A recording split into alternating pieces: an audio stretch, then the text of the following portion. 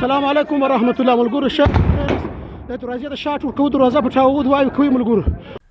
د کابل او اسلام آباد ترمنځ د وروستیو ترنګلتیا وروسته قطر، ترکیه، ایران او روسیې د دې کړکېچونو د کمولو لپاره ګامونه پورته کړي دي. په ورته مهال کې انقره به ډېر ژر د هېواد د استخباراتو د مشر په مشرۍ یو لوړپوړی ترکي پلاوی پاکستان ته واستوي تر څو د کابل او اسلام آباد د کړکېچونو په اړه بحث وکړي. خو په دې وروستیو کې سعودي عربستان هم د دې کړکېچونو د حل لپاره د منځګړیتوب لپاره لیوالتیا ښودلې ده. ظاهرا پاکستان په اقتصادي او سیاسي لحاظ په سعودي عربستان باندې تر یو ځایه تکیه کوي او د کړکېچونو د حل لپاره به د ریاض له منځګړیتوب منلو ګټه پورته کړي او په پایله کې دا کولی شي پاکستان ته ډېرې پانګونې یا مالي مرستې راجلب کړي.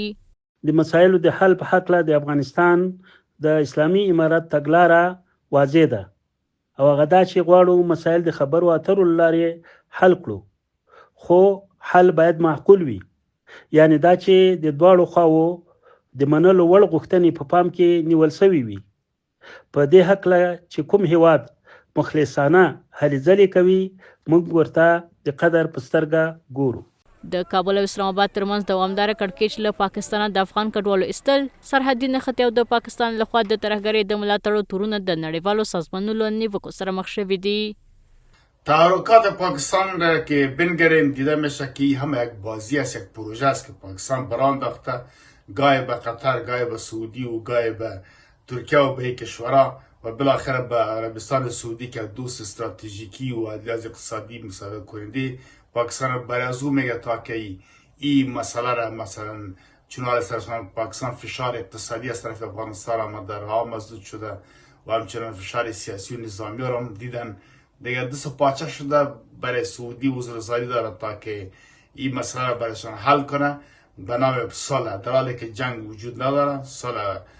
ضرورت نیست، دو کشور در امن زندگی میکنه، اما چون مشکلات دیگه را داره و آینده خود خوب نمیبینه.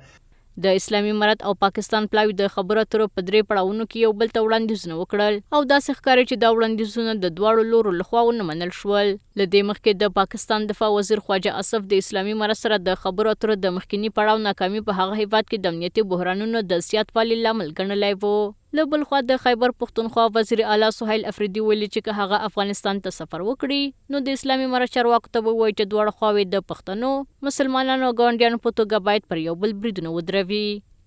د تورخم او سپین بولدک په پولو کې روانې نښتې او همدارنګه په پاکستان کې د افغان کډوالو کړکېچ کولی شي سیمه ییز امنیت ته جدي ګواښ رامنځته کړي. له همدې امله د سیمې هیوادونه په جدي اندېښنې سره وضعیت تعقیبوي او د ډیپلوماټیکو حل لارو موندلو لپاره یې اقدام کړی دی.